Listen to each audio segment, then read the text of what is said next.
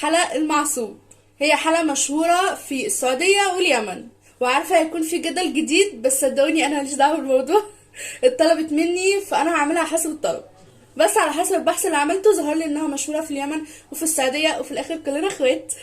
يلا بينا نبدأ. مكوناتي: معايا 3 اكواب دقيق البر او الدقيق الاسمر، وكوبايه ميه دافيه، بس احنا هنحط على مقدار الدقيق بتاعي، يعني هي لو عازت فانتوا ممكن تكتروا. 3 معالق زيت، 3 معالق زيت. حسب مقدار الدقيق ده هاخد كيلو موز، لو هتعملوها اقل ممكن موزتين 3.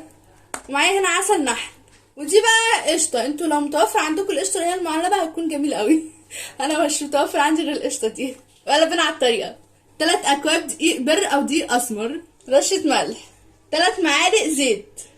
هقلب دول مع بعض الاول، وبعد كده انزل بكوبايه الميه الدافيه، بس واحده واحده لغايه لما تشكل معايا عجينه، يعني ممكن ما تاخدش الكوبايه كلها وممكن تحتاج. بسم الله.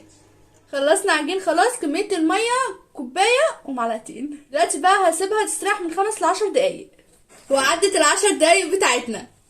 العجينه استريحت معانا، شوفوا ملمسها بتمط معاكم ازاي. هو ده الملمس اللي احنا عايزينه.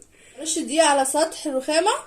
قسمت العجينه لنصين، وهبدأ نفرد النص ده، وهبدأ نفردها بالنشابة على شكل مستطيل. عملتها بسمك رقيق وعلى شكل مستطيل. زيت على العجينة وهبدأ ادهنها، هبدأ اتنيها كده على بعض، واعملها بالشكل ده كده،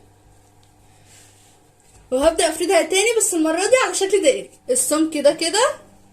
في طريقتين عشان نسويها، في الفرن يا اما على الطاسة، وانا هستخدم الطاسة. سخنت الطاسة وحطيت فيها نقطة زيت، ودلوقتي هنقل عليها العجينة بتاعتي. هتلاقوا العيش انتفخ معاكم، ده عادي جدا، واول ما يتحمر من تحت كده نقلبه على الوش التاني. وخلاص الخبز خلص معانا. وقبل ما العيش بتاعي يبرد هجيب الموز واهرسه. ههرس الموز بالطريقه دي كده.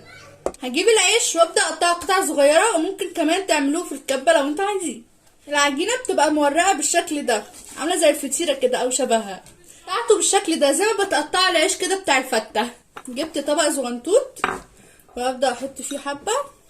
احط موز. شفت ناس بتعملها كده، وشفت ناس برضو بتحطها كلها وتحطوا فيها القشطة والعسل، بس انا شفت ان دي طريقة اجمل شوية.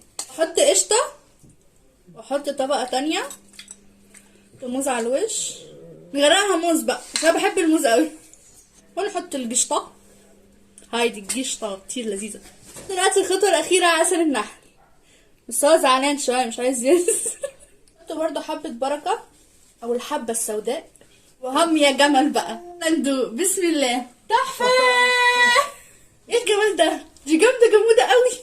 جميلة، من احلى الحلل الخليجي اللي عملته في حياتي. والله بجد حسسني بشعور الفخفخينة، لو انت بتاكلها كده والله بجد خطيرة خطيرة خطيرة.